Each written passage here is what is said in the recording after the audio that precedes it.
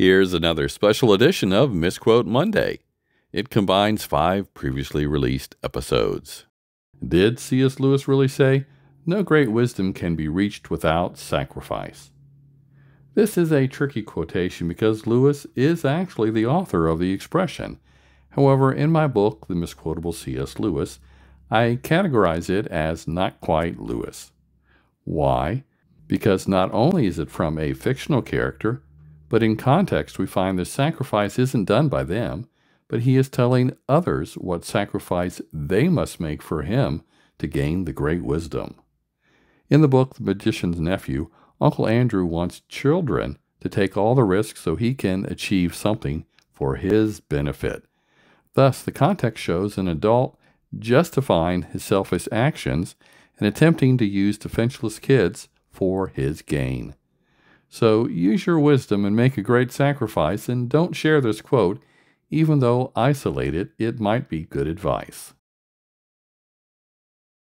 Did C.S. Lewis really say, "It's not the load that breaks you down, it's the way you carry it"? There's no denying having a positive attitude is important. I take it that's what this expression is trying to encourage. But call me too much of a realist if you want. I think if you had to bear 1,000 pounds, it wouldn't matter how you carry it. Even so, it's true something as light as a few pounds, metaphorically speaking, can be a burden if you have a bad attitude about it. Regardless, you will not find this quotation in any of Lewis's writings. In fact, back in 2015, when I did my original research, I found a football coach and a female singer had their names associated with these words. However, I never found a reference to an original source for either. Getting back to Lewis, here's something similar from a letter he wrote in 1956. Emphasis on might by Lewis in the original letter. Did C.S. Lewis really say, "Hardships often prepare ordinary people for an extraordinary destiny"?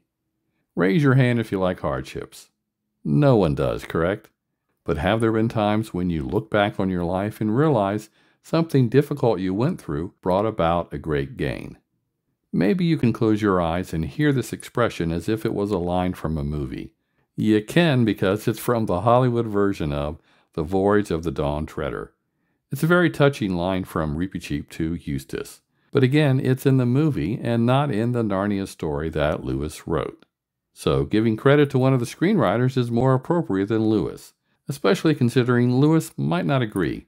After all, just having a difficult experience doesn't automatically result in a positive outcome. Finally, the closest thing to hardships that Lewis wrote about is in his book, The Problem of Pain. Consider reading or rereading it. Did C.S. Lewis really say, "Christ either deceived mankind by conscious fraud, or he was deluded and self-deceived, or he was divine? There is no getting out of this trilemma"? Quite a few people are familiar with what's been called the liar, lunatic, or Lord argument. C.S. Lewis never actually used this expression. Likewise, he didn't write the quotation in question. These words come from John Duncan, a minister from Scotland who lived primarily in the 1800s.